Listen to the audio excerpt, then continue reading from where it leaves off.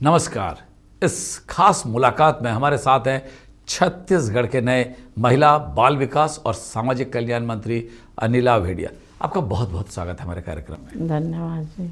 दूसरी बार की विधायक, सीधे मंत्री, कभी सोची थी आपकी इतनी जल्दी सारी चीज़ें होते जाएंगे? बिल्कुल, मैं ये नहीं सोची थी, पर राजनीति क्षेत्र में हूँ तो मैं बहुत आगे जाऊंगी ये मन में लगता था। नहीं, बट इतने जल्दी इतने सारे जवाबदारी मिल जाएंगे ये नहीं सोची थी मैं। ये तो मेरे आला कमान वरिष्ठों की आशीर्वाद है जो आज इस पद में बैठी हूँ। अच्छा, आपके साथ एक संयोग है कि आप एक राजनीतिक परिवार से आती हैं, पर आप एक पुलिस वाले आपके पतिदेव भी लंबे समय तक पुलिस सेवा में रहे हैं, भारतीय पुलिस सेवा में आईपीएस रहे, तो दोनों का तालमेल कैसे बैठाते हैं? नहीं, बिल्कुल मेरे पति का बहुत सहयोग रहा और मुझे आगे बढ़ाने में ही उन्हीं का हाथ है। अगर उनका सहयोग नहीं रहता तो मैं यहाँ तक नहीं पहुँच पाती, परंतु मैं राजनीतिक परिवार से हूँ तो उनका भी प्रभाव है और मेरे पिताजी का उस क्षेत्र में भी अच्छा प्रभाव था, जो कि हेड मास्टर थे शिक्षा विभाग से, तो उनका भी एक अलग, भले वो शिक्षक थे परंतु उनका उठना बैठना, उनका विचार एक उच्च विचार और उच्च अधिकारियों के साथ ज़्यादा रहता। पुलिस वाले अक्सर राजनीतिज्ञों से अनबन रहता है और घर में ही दोनों।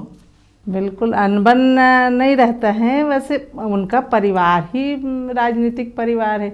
ज़रूर थोड़ा सा बीच में उनके कभी कभी नाराज़गी रहती थी कि भाई राजनीतिज्ञों से घिरे रहते हैं, परंतु अब पत्नी ही आ गए हैं इसमें तो क्योंकि उनका लाइन एक अलग था ना, पुलिस वालों का लाइन ही एक अलग रहता है, जो प्रशासनिक उसमें उनकी अलग पैर थी, और फिर भी परिवार तो राजनीति था। वैसे कहा जाता है कि पुलिस और राजनीतिज्ञों में वर्चस्व की लड़ाई रहती है कि कौन बड़ा है, किसके पास ज़्यादा अधिकार है। तो घर में ये बात कभी नहीं आई? नहीं, कभी नहीं आई। हमारे घर ये बात कभी नहीं आई कि आप बोले कि अरे नहीं हम बताते हैं राजनीतिज्ञ ऐसे नहीं है, और वो बताए अरे हम तो, हमारा तजुर्बा है, ऐसा नहीं है। नहीं, वो अपना, उनका अधिकार अपने तक था, मेरे अधिकार मेरे तक है। वो कभी मेरे काम में या मेरे अधिकार में हस्तक्षेप नहीं किए। आप पॉलिटिक्स में कैसे आई? क्योंकि आप मंत्री हैं तो जाहिर है दर्शक जानना चाहेंगे कि आप पॉलिटिक्स में आने का कैसे इंटरेस्ट हुआ? वैसे भी मैं पहले वहाँ साहब लोग की जैसे पोस्टिंग है, पुलिस वालों की पोस्टिंग, और इनकी तो हर 11 महीना में ही ट्रांसफ़र हो ही जाता था। कभी इन्होंने कैंसिल कराने की कोशिश नहीं किए, तो मैं बच्चों को पढ़ाने के हिसाब से भिलाई शिफ्ट हो गई थी। तो वहाँ मुझे पहले भी शौक़ था कि मैं कुछ करूँ, तो फिर सर्विस में जाने का विचार बनाती थी, तो ये लगता था नहीं, कोई ज़रूरतमंद को सर्विस मिले, मैं नहीं जाऊँ, मेरे को ज़रूरत नहीं है। फिर लगा कि नहीं, मेरे कुछ करना चाहिए, बच्चे बड़े हो गए। तो विज्ञापन निकलता था पेपरों में, तो पेट्रोल पंप का विज्ञापन निकला, तो मैंने भरा, और मेरा वैसे वहाँ मायका ही था डोंडी लोहारा, तो वहाँ का भरा और ऐसे ही सरलता से मिल भी गया। इंटरव्यू दिलाई तो फिर बच्चे छोटे थे, साहब सर्विस में थे, तो कौन संभाले पेट्रोल पंप। फिर मैं उनको सेट की बैठी, सब बैठने लगी, तो वहाँ लोहारा के जनता को लगा कि हमारा नेतृत्व विहीन हो गया है, राजनीति से कोई ऐसा व्यक्ति नहीं है कांग्रेस में, तो उन लोगों ने लगा इस क्षेत्र की बेटी है और ये कर सकती है।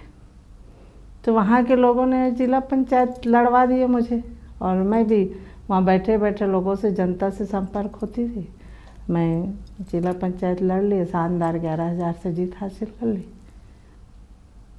ये मेरी राजनीतिक करियर की शुरुआत है। और वैसे भी मैं स्कूल लाइफ में भी अपने क्लास 1 से ऐसे हर क्लास में मैं कहीं ना कहीं मॉनिटरिंग करती थी।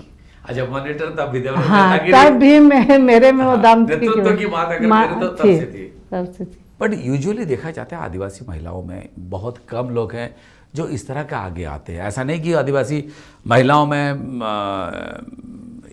ये बैकवर्डनेस है, मैं नहीं कह रहा हूँ, पर हाँ, ये कहीं ना कहीं थोड़ा कमी रहता है, वो आगे नहीं आ पाती हैं। उन्हें पुश करने वाला कोई, वो आगे बढ़ाने वाला हो, तो अभी भी आदिवासी महिलाओं में नेतृत्व क्षमता की कमी नहीं है, पर उनको मार्गदर्शन देने के लिए एक। और जब आप पेट्रोल पंप पे जाके बैठी तो लोग तो देखने भी आते होंगे कि एक लेडी पेट्रोल पंप पे बैठ रही है। नहीं, जब उसमें बहुत फॉर्मेलिटीज़ होती थी, इतना कलेक्टर के यहाँ बैठे रहना 24 घंटा अधिकारियों के पास, कभी कभी मैं लाइसेंस वगैरह बनाने में रोना भी आता था। साहब ने कभी हस्तक्षेप नहीं किया ना, वो बोले भी नहीं किसी अधिकारी को तुम्हारा काम है तुम करो बोले, तो कैसे करो क्या। फिर भी मेरा भी दृढ़ वो था कि मैं इसको खुलवा के रहूँगी, और खोले। फिर एक आत्मविश्वास बढ़ते जाता है, आगे बढ़ते जाता है, तो मुझमें हिम्मत भी हो गई कि अब मैं कुछ भी कर सकती हूँ। पहली बार चुनाव लड़ी, तजुर्बा कैसा था फर्स्ट टाइम का 2013 की? नहीं, वो जनता का क्षेत्र की जनता का रिस्पांस अच्छा मिला, क्योंकि मेरा परिवार का एक कर्मभूमि है, डोंडी लोहारा क्षेत्र। आप तो जानते हैं भेड़िया जी का अभी भी उस क्षेत्र में जो मान और उनका सम्मान है वो अभी भी बरकरार है, उसका फ़ायदा हमको मिला और अभी भी अच्छा लगता है। मुझे अपने क्षेत्र के कार्यकर्ताओं के बीच ही रहना अच्छा लगता है। अभी भी अच्छा लगता है। पर 2013 के चुनाव और 2018 के चुनाव, अंतर क्या था दोनों में? हाँ, थोड़ा सा डिफिकल्ट था इसमें कि 2013 में मैं जिला पंचायत थी, उसी क्षेत्र से थी, और थोड़ा सा शिकवा शिकायत कम था। पर आप समझ सकते हैं कि आने के बाद तो थोड़ा सा हर व्यक्ति को संतुष्ट नहीं कर सकते, कहीं ना कहीं कुछ कमी बेसी होता है, तो थोड़ा बहुत ऐसा, बाकी ऐसा कुछ नहीं। फिर भी पर वोट का अंतर तो 33,103, 19,000 से 33,103, लगभग डबल अंतर तो हुआ है। फिर भी जनता वहाँ के मेरे से लड़ते थे, क्योंकि अपना समझते थे कि हम आपसे नहीं लड़ेंगे तो किससे लड़ेंगे, पर वोट आपको देंगे। ये वर्ड मेरे जनता के थे, मेरे कार्यकर्ता। घर की बेटी है, हाँ, यही सोचते थे। बहू है नहीं सोच के बेटी है ये ज़्यादा सोचते थे। उस क्षेत्र में जनता को मैं कभी भी उपलब्ध हो जाती हूँ, ऐसा नहीं है कि बैठो कि रुको, जब उनकी इच्छा तब मेरे से आके मिल रहे, तो इससे अच्छा उनको नहीं तो क्या हो सकता। और अब मंत्री बन गई, प्रदेश की मंत्री, थोड़ा समय कम होगा देने समय कम होगा, फिर भी कोशिश करूँगी कि मैं पहुँचूँ वहाँ तक। महिला बाल विकास, छत्तीसगढ़ में 1000 पुरुष में लगभग 990 महिलाएं हैं। महिलाओं की संख्या ज़्यादा है। छत्तीसगढ़ की महिलाएं मातृ केंद्रिक हैं, उतना ही डिसीजन लेने का अधिकार माँ को है, चाहे हम आदिवासी परिवार की बात करें, बाकी जो अनुसूचित जाति परिवार की भी बात करें। कहीं ऐसा नहीं है कि महिलाओं को निचले दर्जे का रखा गया है। पर शिक्षा के क्षेत्र में या स्वास्थ्य में कमी तो अभी भी है। हाँ, महसूस तो करते हैं कि अभी भी कमी है। कई परिवार ऐसे हैं कि अभी भी पुराना पीढ़ी परिपाटी को लेके चलते हैं कि बेटियां नहीं पढ़ेगी तो आगे तो शादी होके जाना ही है। कुछ ऐसे परिवार हैं अभी भी, तो इस चीज़ को हमारा प्रयास रहेगा कि ख़त्म करें और बेटियों को आगे लाएं। और मैं तो बहुओं को भी सजेस्ट करती हूँ कि शादी हो गई तो क्या हुआ, आप शिक्षा ऐसी चीज़ है कि आप नौकरी करोगे तभी शिक्षा की आवश्यकता है, नहीं आप बिल्कुल, शिक्षा कहीं ना कहीं काम आएगा। और मैं अपना उदाहरण देती हूँ, मैं कम पढ़ी थी जब शादी हुई था, मैं शादी के बाद शिक्षा ग्रहण की। अच्छा, उसके बाद फिर पढ़ाई की। जी। तो इसलिए मैं उनको उदाहरण देती हूँ, और आप सब शिक्षा कहीं ना कहीं काम है। बट आप ऐसे परिवार से शादी की जो मध्य प्रदेश, अविभाजित मध्य प्रदेश में हर कोई जानता था, बड़ा परिवार, नामी परिवार, बाकी लोगों में थोड़ा तो मजबूरी भी रहता है, कठिन तो रहता है थोड़ा पढ़ाई पे प्रेरित करने के लिए। मुझे ये नहीं लगता कठिन है, उसमें अपने मन में होना चाहिए कि हमको पढ़ना है। तो महिलाओं को तो इतना, जब आगे आना है तो इतना तो सोचना ही पड़ेगा कि हमको कैसे आगे जा, हम पढ़ेंगे। मन में अगर ठान ले, परिवार को भी मजबूर होना पड़ेगा कि नहीं, उनकी इच्छा है पढ़ना। जब आप पढ़ूंगी बोली तो उस वक्त साहब को तो पता ही नहीं था कि मैं परीक्षा दिला रही हूँ। जब मैं कॉलेज पेपर दिलाने गई तब लगा कि अच्छा मम्मी क्या कर रही हैं, तो बोले परीक्षा दिलाने गई, तब पता चला कि इनको। अच्छा, तब तक पता भी नहीं था। हाँ, क्योंकि अपन बाहर रहते थे। जी। उनकी अलग पोस्टिंग, आपकी अलग, दोनों का, और वो काफ़ी डिफ़िकल्ट इलाके में पोस्टेड रहे। जैसे आप खुद ही कह रही हैं कि हर 11वें महीने में ट्रांसफ़र होता था और माओवादी इलाकों में लगातार पोस्टिंग होता था। थोड़ा डर, थोड़ा घबराहट भी तो होता होगा, क्योंकि मैं खुद ही जानता हूँ, उन्होंने कई ऐसे एम्बुश की बात करें या एनकाउंटर की बात करें या माओवादियों से आमने सामने की बात करें, कई बार उनका हो चुका है पुलिस में रहते हुए। तो कभी थोड़ा घबराहट होता था, डर लगता था, परेशानी होती थी? लगता था जब से सर्चिंग में निकलते थे पहले, तो आजकल तो सुना ही नहीं था, पर अधिकारी एक एक हफ्ते तक, उस समय लोग जंगल में रहते थे, कहीं भी स्कूल में डेरा डाल के कहीं भी, तो ऐसे लगता था जब तक अब ऊपर वाले का नाम लेते थे, ठीक है सुरक्षित लेके आना, लेके जा रहे हैं तो जब आते थे तब अच्छा लगता था, नहीं तो डर तो रहता था। आप पुलिस लाइन को बहुत करीबी से देखी है, क्या महिला बाल विकास विभाग जो पुलिस लाइन में रहती है, पुलिस कर्मियों के घर वाले हैं, बीवी हैं, बच्चे हैं, क्या उनका स्किल डेवलपमेंट के कौशल विकास पर क्या महिला बाल विकास काम नहीं कर सकता? बिल्कुल कर सकता है, क्योंकि महिला बाल विकास में बहुत सी योजनाएं हैं महिलाओं के लिए, और महिलाओं का डेवलप, उनके विकास के लिए ही सब ये योजनाएं बनती हैं। तो अपन विभाग से बैठ के, क्योंकि मैं बहुत ऐसे परिवार को, जैसे शहीद परिवार हैं, आज स्थिति बहुत ख़राब है, उन्हें देखने वाले कोई नहीं है, तो ये इन सब महिलाओं के साथ मिल के या विभाग के भी कुछ अधिकारियों की फैमिली से बैठ के ये सब योजना बना सकते हैं। क्योंकि आप खुद ही पुलिस की पत्नी है, आपके पतिदेव पुलिस में रहे हैं और आप उन सबको करीबी से देखे हैं, जाने हैं, महसूस किए हैं, और अब मंत्री हैं, तो कहीं ना कहीं एक साथ लाया जा सकता है इस चीज़ को कि महिला बाल विकास विभाग और पुलिस विभाग एक साथ आए और कुछ करें। तो बिल्कुल ये काम कर सकते हैं, क्योंकि अब हमको इसी में ही काम करना है ना। तो जैसे वो 23 तारीख कैबिनेट वगैरह में बैठक होगी, तो इस बात को पुलिस विभाग के साथ हमारे सीएम महोदय के चर्चा में लाके इसमें बिल्कुल काम किया जा सकता है। वैसे पुलिस विभाग को भी कई सारी चीज़ों की ज़रूरत होती है, जो एसएसजी यहाँ पे बनाती है, उनके जरिए भी उस चीज़ को आपूर्ति सप्लाई किया जा सकता है, ताकि वो एसएसजी सेल्फ हेल्प ग्रुप जो है उनको भी लाभ मिले और पुलिस को भी क्वालिटी चीज़ें मिले। ये भी तो हम सोच सकते हैं, कर सकते हैं। बिल्कुल, उन लोग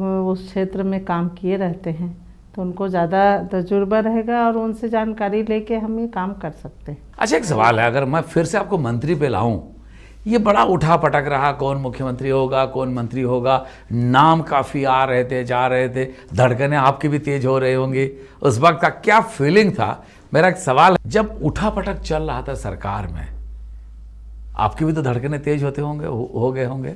नहीं, हम सब विधायकों ने तो आला कमान के ऊपर छोड़ दिया था, उसमें धड़कने की क्या बात है? ये तो राजनीतिक बयान है। नहीं बिल्कुल। बट कौन बनेगा ये, जैसे हम लोग उत्सुक थे, लगातार हम खबरें दे रहे थे कि भूपेश बघेल आ गए हैं, भूपेश बघेल ही मुख्यमंत्री बनेंगे, बट बीच में खबर आया एक मुख्यमंत्री, 2 उप मुख्यमंत्री, फिर आया नहीं वो स्थिति बदल रही है, 2.5 साल होंगे। कई किस्म के अफवाहें, कई किस्म के बातें फैल रही थी जी। तो ये सब तो आप मीडिया वालों ने ही बता रहे थे, वहाँ से तो हमारे यहाँ से आला कमान से जो आदेश था वो तो आया ही नहीं था, इसलिए हम तो निश्चिंत थे कि आला कमान जो कहेंगे वो स्वीकार है। और जब आपकी मंत्री बनने की बारी आई, एक नाम तो सभी लोग ले रहे थे, किधर से भी किसी भी लिस्ट पे गिन ले कि अनिला वेडिया मंत्री बन रही हैं।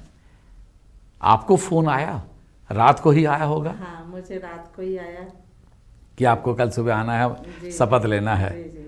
कैसा लगा उस वक्त? मैं एक फीलिंग जानना चाहता हूँ आपको कैसा लगा? मैं बहुत खुश हुई, क्योंकि मेरे जो काका ससुर थे वो पहला चुनाव लड़ी तब वो जिंदा थे, उस समय उन्होंने आशीर्वाद दिया कि मेरा नाम आगे आप ही बढ़ाओगे, और जो क्षेत्र में, हाँ जी, जो क्षेत्र में मैंने काम अधूरा छोड़ के जा रहा हूँ उस काम को पूरा करना है।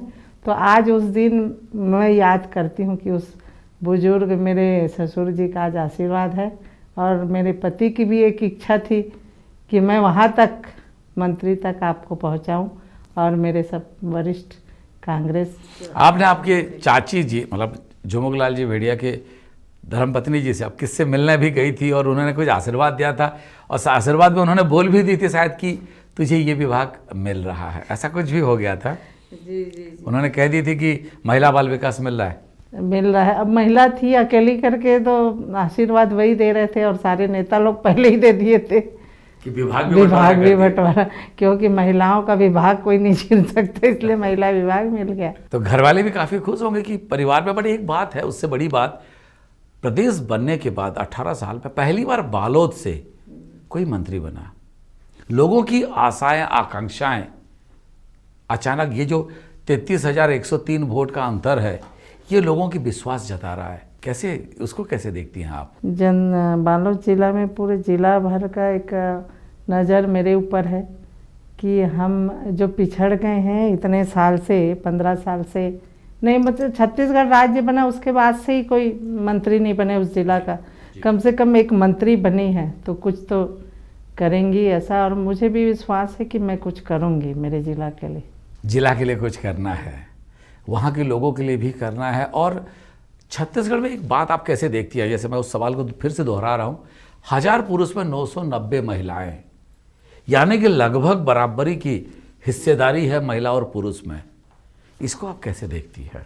हमारी महिलाएं आज बराबर काम कर रही हैं छत्तीसगढ़ में, बराबरी से बराबर हैं, और मेरा भी प्रयास रहेगा कि मैं अपने पूरे प्रदेश की महिलाओं की आर्थिक, सामाजिक और राजनीतिक उसमें स्तर में बराबरी का लाएं उन्हें। ये जो जिला पंचायत में आप रही हैं वो भी तजुर्बा काम देगा? बिल्कुल, मैं ज़मीनी स्तर पे काम की हूँ, ग्रामीण क्षेत्र से आई हूँ, तो वो पूरा हमको सहयोग करेगा कि उनकी क्या आवश्यकताएँ हैं जिला पंचायत में, है ना, तो वो चीज़ भी यहाँ बहुत काम आएगा मुझे। जब आप बैठती हैं कैबिनेट में या अधिकारियों के साथ, तो अधिकारी भी तो आपसे पूछते होंगे कि आपकी योजनाएं क्या है, आपके मन में क्या है, आप क्या सोचती हैं, क्या चाहती हैं। कोई ऐसी चीज़ है जो आप सोची थी कि मैं मंत्री बन जाऊं तो इस बात को जरूर लागू कराऊंगी? मैं जब 5 साल अभी हम लोग विधानसभा में बैठे तो अधिकारी उस विधानसभा में क्वेश्चन आंसर वो अवर चलता था, उसमें पूछते थे तो सही जवाब भी नहीं, तो लगता था कि यहाँ पे कुछ ऐसा काम नहीं हो पा रहा है जहाँ होना चाहिए। तो सही जो काम अधूरे हैं उस योजना में, तो योजना को सही रूप दें और पूरी करें, उससे बेहतर। हाँ, उससे बेहतर करने का। एक सवाल और भी है कि महिला बाल विकास विभाग की जो भी मंत्री रही हैं, हर वक्त ये कहा जाता है कि ठीक है पद छोटा है, बट जबकि हकीकत में बजट भी बहुत बड़ा है और काम भी बहुत है। तो क्या महिलाओं के विकास के लिए जिस हिसाब से छत्तीसगढ़ से बालिकाओं की पलायन हो रहा है, उसका लेकर भी कोई योजना है? बिल्कुल, बहुत से हम लोग ही मुद्दा उठाते थे, पर बस हमारी तो सरकार बैठ गई और हमारे सम्माननीय मुख्यमंत्री जी इस बात में संवेदनशील हैं, तो इस बात को हमारी पलायन कर रहे हैं, बालिकाएं कहीं गुम हो रही, कई ठने मामले आ रहे हैं, तो इन्हें पुलिस प्रशासन से मिलके भी सब चर्चा करके ऐसा और आगे ना हो, इसके लिए हम बेहतर काम करें। अनिला मैडम, एक सवाल है, कहा जा रहा है छत्तीसगढ़ की 11,000 किशोरी बालिकाएं लापता हैं, उनकी खोज खबर नहीं मिल रही है, पलायन कर गई हैं या फिर गुम हो गई है या फिर प्लेसमेंट के नाम पर उनको बाहर बहला फुसला कर ले लिया गया है। ये बात कई बार, चाहे स्वर्गीय नंद कुमार पटेल भी लगातार इस बात को उठाते थे सदन में, और कई बार इस मुद्दा उठा। आपकी सरकार है, कांग्रेस की सरकार है, क्या सोच रही है आप उसको लेके? इस मुद्दा को लेके हमारी सरकार पहले भी सेंसिटिव थी, अभी भी, अब तो सरकार में बैठ गए हैं तो और अति संवेदनशील बात है ये।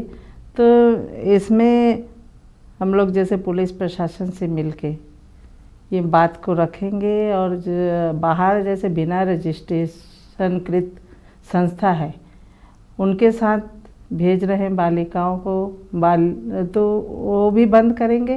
पहले रजिस्टरकृत संस्था होनी चाहिए जी, ताकि कहाँ जा रहे हैं बच्चियाँ उनको ट्रैक करके आ जा पाए, उसकी जानकारी रखेंगे। और हमारे महिला आयोग भी है, उनके माध्यम उन्हें एक्टिव करेंगे कि आप पुलिस प्रशासन से मिलके।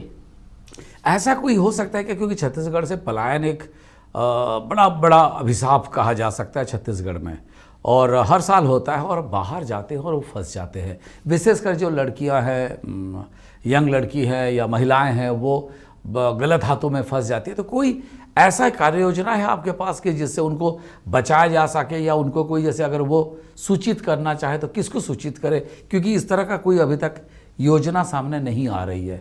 कोई योजना सोच रही है? नहीं, योजना तो बहुत से हैं, योजना ऐसा बनाना पड़ेगा, क्योंकि उसमें बच्चियां बाहर क्यों जा रही हैं पहले तो हम ये रोकना पड़ेगा, और गई हैं तो किसके साथ गई हैं।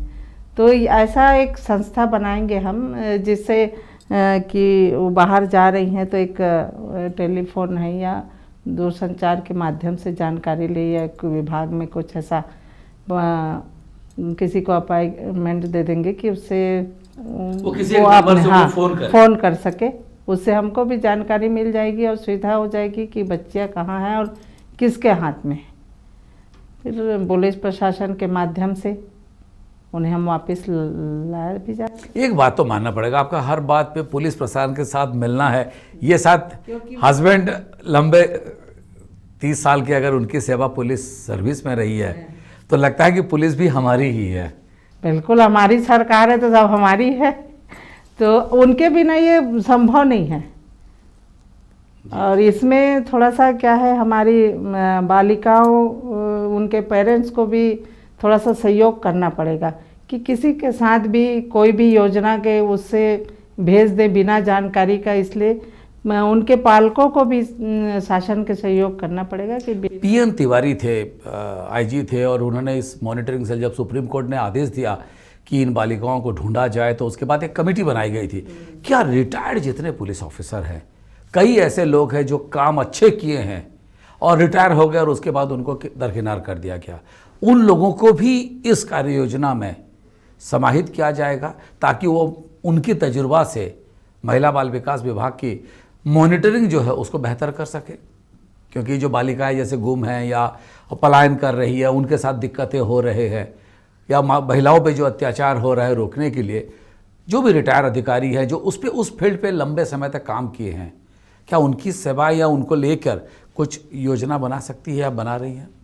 बिल्कुल योजनाएं बना सकते हैं, परंतु माननीय हमारे सीएम महोदय के जानकारी में या कैबिनेट में जब ये बात आएंगे, बैठक रखेंगे, उसमें ये सब बात लाएंगे। ये तो पुख्त राजनीतिक टाइप की बात हो गई कि बिना माननीय मुख्यमंत्री जी के संज्ञान में लाए हम नहीं, इतनी बड़ी योजनाएं संचालित करना है तो बिना सरकार के नॉलेज में लाए हम सब। सरकार तो आप भी है। नहीं, सरकार मैं भी हूँ, फिर भी जिसके आदेश, सीनियर माननीय मुख्यमंत्री जी के आदेश के बिना, और हमारी कोशिश रहेगी कि ऐसे अधिकारियों का लाभ हमको मिले और हम लें, सरकार, हमारी सरकार लेनी चाहिए ऐसे अधिकार। आप सही कह रहे थे, बचपन से आपके अंदर नेतृत्व की बात थी, जिस हिसाब से आप बातों को रख रही है, और कोई भी योजना जैसे बात होती है तो आप कह रही है कि माननीय मुख्यमंत्री जी के संज्ञान में लिए बिना आप क्या चाहती है, कोई इस तरह का दूरियां, भ्रांतियां